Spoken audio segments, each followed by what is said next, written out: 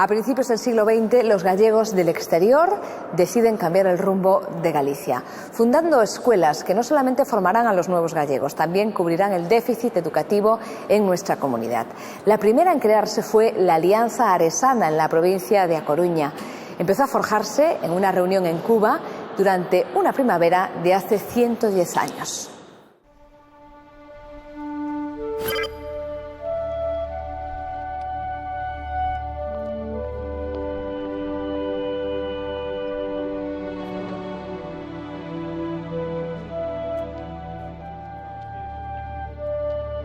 El 20 de marzo de 1904, un grupo de emigrantes aresanos afincados en Cuba se reúne para cambiar el futuro de su pueblo natal.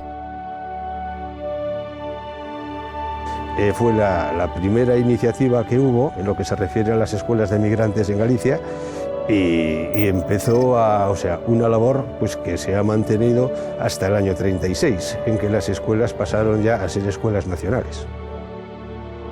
La Alianza Aresana nace con un objetivo claro: acabar con la analfabetización en Ares, pero iría más allá. Se pretendía algo más que ayudas en la instrucción. Ante las dificultades de la emigración, también proporcionar ayudas de otro tipo a las clases deprimidas de la época. Pocos meses después se hacía realidad ese sueño. La Escuela de Ares abría sus puertas en un edificio alquilado y más adelante empezarían con la construcción del edificio que visitamos hoy. En 1908, ese mismo año, se inicia la construcción del aula de varones y se termina también ese año. Y posteriormente, en 1920, se inicia la construcción del aula de niñas, que se termina en 1925. Ya fue una labor más complicada para llevar a su término. Y luego, finalmente, se construye el cuerpo central, que no es el que vemos en la actualidad. Ese cuerpo se termina en el año 36, año en que estos edificios se ceden al concello. Una escuela que sigue en la memoria de todos los aresanos. Evidentemente, por ella se formaron la cantidad de aresanos y aresanas que a la vez hoy hay por el mundo y que están hoy viviendo en Ares, y que para esa formación, evidentemente, con unos magníficos profesores y profesoras, que hoy en día pues es la vida cultural de este pueblo, ¿no? Porque forma parte de su historia.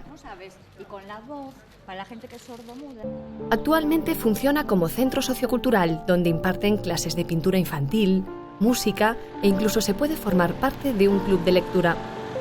Pero si nos damos un paseo por este ayuntamiento, veremos que la Escuela de Ares sirvió de ejemplo para los emigrantes de otras parroquias. Estamos en la Escuela de Camouco. Esta escuela se funda en 1911. Seguramente se enteraron de sus vecinos de Ares que emprendieron el proyecto con la Alianza Aresana y que ya se conocían los resultados del éxito en la enseñanza en La Habana, y eso pues motivó a los vecinos de Redes y Camouco para emprender su proyecto.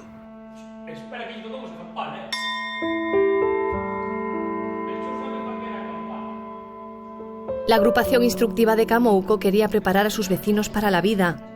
Y sobre todo que no les pase a muchos lo que a ellos. Que ellos seguramente, muchos de ellos se tenían que apoyar en la gente que sabía leer y escribir para escribir a casa. O para leer las cartas de la esposa o de la recién casada, ya me dirás. Y ellos sabían que teniendo conocimiento la gente que podía alcanzar mejores puestos, mejores trabajos, que podía llegar, que había esas posibilidades. A esta escuela también asistían niños y niñas. Un tabique, baños de nenas e baños de nenos. Línea imaginaria, prohibido pasar, polo menos na miña época, non sei se na anterior eran máis liberales, porque claro, hai as dúas fases, hai antes da guerra e despois da guerra.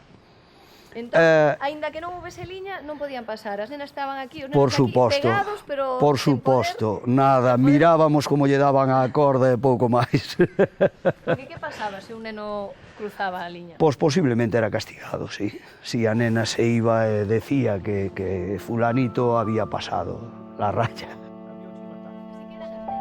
Y hoy en día pueden presumir de seguir manteniendo la titularidad del edificio. Se sugiere, para que no la incauten, quemar los libros, o sea, y volver a empezar, y cuando acabe la guerra, pues a ver cómo se organiza una cesión al ayuntamiento para que envíe, pero que no se podía perder la propiedad. Y así es que gestionaron con el gobernador en el momento en Coruña de que esta escuela que no pasara a ser propiedad municipal o del sindicato vertical, que era donde asignaban todo este patrimonio. Pero mantuvo su función educativa hasta hace 5 años, cuando aún acudían aquí los alumnos de infantil. Ahora los libros se han sustituido por los bolillos o los pinceles, porque en este centro cultural se dan clases de cocina, gimnasia, horticultura, pintura. Pero siguen rindiendo homenaje a quienes apostaron por satisfacer las inquietudes de sus vecinos, a pesar de estar separados por miles de kilómetros.